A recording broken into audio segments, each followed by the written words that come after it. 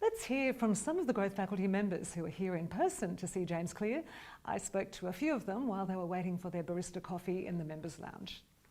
And I'm in the Members Lounge now and we're on the live stream. Can I just ask you what your name is? Sean. Thanks, Sean. And I'm wondering, what are you hoping to achieve out of today? Today, it's more about understanding, like the industry I work in, IT. I work for Adobe. It's a lot about change, transformation, and the ability to adapt to that. And I believe, like what James offers, will actually make that difference. To actually, find ways to actually, deal with the fast change that's going on and develop, habits that will actually help transform and actually do things better. Have you got something specifically in mind that you'd like to see changed by the end of the year, perhaps? The main thing is that there's a lot of change occurring within our business, especially with artificial intelligence. So a lot of it's about how we incorporate and adapt and develop that into our business. So I think developing habits around that to actually help, integrate that into the business, I think is very beneficial. So I'm hoping to get out of this, techniques and tools to help with that. Yeah, I think you certainly will, which is great. Yeah. Now, as I said, we're on the live stream and you're here in person. Why did you decide to come in person? It's great. Well, just based on what I've read of his book, and also just the feedback from others, that he actually is very impactful in person. So I wanted to be here to actually, absorb some of that and take some of that away with me. And it's also like for my own teams that I work with to actually take that back and integrate that back into the business as well. Well, you're a very inspiring person. Thanks very much, Sean, for talking with us, and enjoy your coffee. Okay, thank you. Wonderful. So can I start with asking your name? My name is Lily. Oh, welcome, Lily. And what are you hoping to achieve out of today? Today for me is all about my personal development and my growth, and hopefully I can take some lessons that I'm going to learn today back to my organisation and help my leaders become stronger leaders.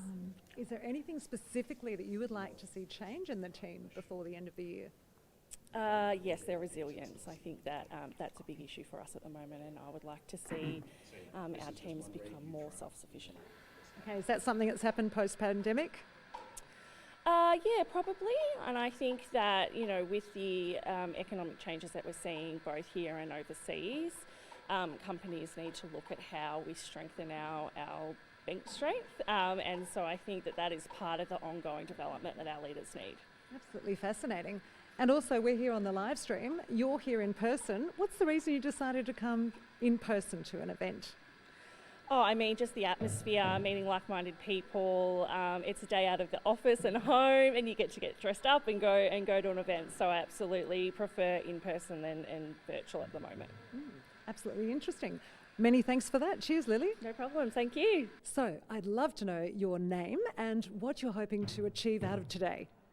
My name's Amanda. I'm a performance coach. I'm from Sydney here, and I just want to hear more about what James has to say. I follow his book so deeply with myself and all my clients, so I'm really looking forward to it. So you're obviously very kind of involved in habit change already. Yeah. Is there anything specifically you'd love to see change by the end of this year?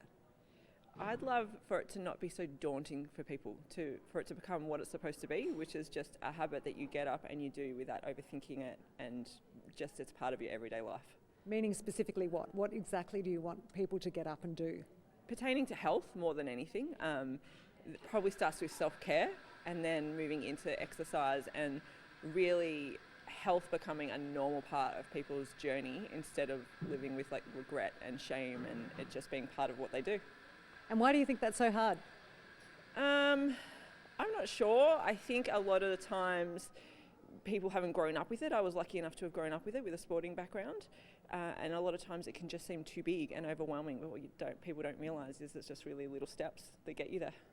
And you're here in person. What made you decide to, get in the car or by public transport and get here today in person? Because we've been so virtual for years. Yeah, I love live events. I've missed it so much. So when the opportunity came up, I grabbed a friend and jumped at it. Well, enjoy today. I hope you really get everything out of it that you hope. Thanks so much. Welcome. Can I get your name and find out what you're hoping to achieve out of today? Yeah, my name is Crystal and I'm from Sydney here. So today I actually love James's book. I've read it multiple times and every time get more out of it. So just really interested to hear what he has to say today, and I think it's sort of that the habit area is something you can always grow and learn from. So hopefully today take something new and fresh out of it. So you're a bit of a fangirl. Bit of a fangirl, yes, yeah, and a habit keeper from way back. I've just sort of always kept habits, so I feel like it's things like that you can refine all the time and, you know, like get better at. So yeah. What's one habit that you could pick out that's been particularly effective in terms of how you changed it? I think having kids, like I have 3 daughters, so having kids through all of my sort of habits and routines a bit haywire, and had a few crazy years there. So just coming back to the simple things, so little things like sleep or waking up, what I do when I get out of bed in the morning, and keeping a diary or a list of things to do, just getting those things in check every day, and exercise has been a huge thing as well for me, making sure that's part of my habits. It sounds like you track your habits. Would I be right? Yeah, I do, definitely, yeah. Okay, so it's something that you tick off every day, and if you miss one day, what happens? Look, I reset again the next day. There's always going to be days like that happen, especially when you have kids and you run a business and whatnot. There's always days that go haywire, but I just hit the reset button at the end of the day and start again the next day. Well, enjoy the event. Thanks so much for talking with us. Hi, you're on our live stream. Can I ask you your name and what you're hoping to achieve out of today? Yeah, my name is Lynn Pedetti and I'm here to see James Clear because he's really changed my life. The book Atomic Habit has been one of my favourite. It's helped me to wake up at 3 a.m. I'm able to do challenges like 75 hard challenges. It all comes down to the learnings that I got like so many years ago. Sorry, you wake up at 3 a.m.? Yes.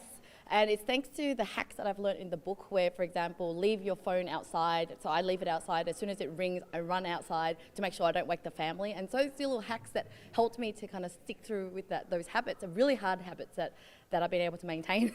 What are you doing at 3 in the morning? So when you're a mother with a few kids and then you've got a business to run, it's important to have those few hours in the morning where you can really control the day. So I wake up, I journal, I reflect, I work on the hardest things. And I realize my brain is so smart in the morning that it became addictive, and it only becomes that way once you kind of continue on those habits, because originally you'll get really tired, but then eventually it becomes a habit, and that's the beauty of understanding how habits work and then making it work and becomes normal. So when people say you're crazy, I'm like, you're crazy for not having those hours in the day. Okay, and the big follow-up question is, of course, what time do you go to bed then? So I go to bed at 9 p.m. So it's really important to kind of have a structured routine. But of course, my life isn't like that strict. If I go for dinner and I go home late, then I just make sure I push the alarm to a bit forward. But at least 6 hours sleep is my optimum. Absolutely fantastic. Now, you're here live today at the event. What was the reason for coming out and making that effort to obviously get up at 3 in the morning and then be here? I really think I want to thank James Clear. I mean, I want to support him. I want to see the person that's really changed my life, even though he's no Kim Kardashian, but I think he's probably making more impact in the world than other celebrities. He's the thinking person's Kim Kardashian, isn't he? All right. Well, look, many thanks for that. Really appreciate your time. No worries. Thank you. Enjoy the event. I will.